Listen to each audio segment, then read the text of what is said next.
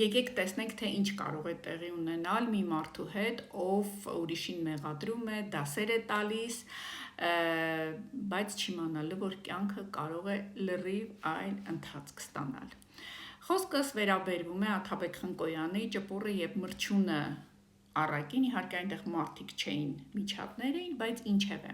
բայց ոչ այդ տարբերակին։ Աթաբեկ Խնկոյանը մշակել է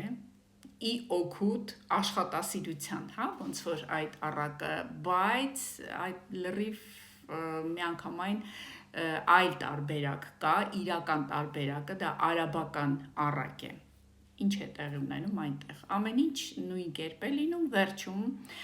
երբ ճպուռը գալիս է եւ մրջյունին ասում է, խնդրում եմ, ցրտերեն թույլ տուր ես տաքանամ, մինչև գարունը,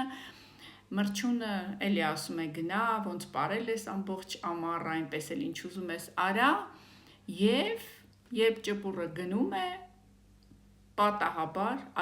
այգեպանը կանգնում է մրջյունի վրա և մրջյունը սատկում է, այսինքն երբեք չես իմանա, թե ինչ կարող է տեղի ունենալ հաջորդ վայրկյանին, ասածս սա էր, այնպես որ լավ օր ձեզ։